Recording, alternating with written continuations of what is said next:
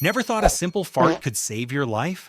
Well, what happens when your body holds back 10 straight days of pressure that was never meant to stay inside?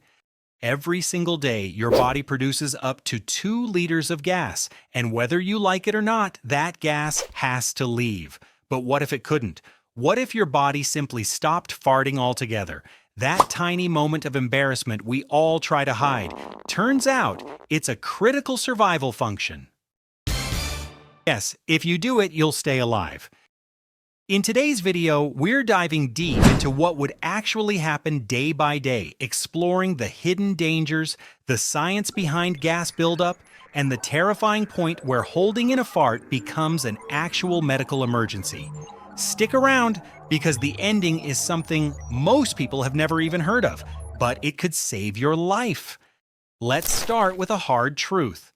Whether you're a bodybuilder, a CEO, a monk in a cave, or the quiet kid in class, your digestive system doesn't care. Gas is a natural byproduct of bacteria breaking down the food you eat. Some foods ferment, others release hydrogen, carbon dioxide, or methane. And a big portion of the gas is from the simple act of swallowing air. Your digestive system wants one thing: pressure balance. If pressure rises, the body releases it. Simple. But now, let's imagine you block that release. To understand what happens, we need to follow the journey of a person who simply cannot fart for 10 days. And trust me, this story goes from funny to dark very quickly. Day 1. The pressure begins. At first, nothing dramatic happens. You feel a little bloated, a bit heavier, maybe a cramp or two. The body tries to be polite. Hey, can we let some of this gas out? But you ignore it. No release. Your intestines stretch just a little, not enough to scream, but enough to complain. Day 2, the first signs of trouble. By the second day, your gut bacteria have produced new gas, added on top of yesterday's. Now your belly starts to feel tight. The pressure is building, like blowing into a balloon that's almost full. Your body starts trying another method: burping. Gas starts escaping upwards. Your breath might smell different because some gases are now going through the stomach instead of the intestine. Day 3, real discomfort. At this point, you're no longer ignoring it. You feel sharp cramps across your abdomen. You start adjusting your posture because certain positions hurt more. Your waistband feels tighter. Your intestines are now forced to stretch. The muscles inside are working overtime to push gas forward. But with no exit, everything stops moving efficiently. Day 4, your digestive system slows down. Now you're approaching the point where gas buildup starts affecting your digestion. Food moves slower. Constipation appears. You stop feeling hungry, not because you're full, but because the pressure inside is physically preventing the stomach from relaxing. You might even feel some difficulty taking deep breaths. The intestines are pushing upward against your diaphragm. Day 5, the body activates backup mode. Now the body realizes, Okay, we've tried everything. The exit isn't working. so it starts absorbing some gases into your bloodstream, and guess where they go? Your lungs, which means one thing: your breath starts to smell like sulfur, rotten eggs, or ammonia, depending on the gas composition. This is your body trying to survive, but it can't fix the entire problem this way. Day 6, intense pain and a bloating you can see. Your abdomen now looks swollen, tight. Every movement hurts. The intestines are overstretched like overinflated balloons. The pressure is so strong that the gas compresses intestinal walls, reducing blood flow.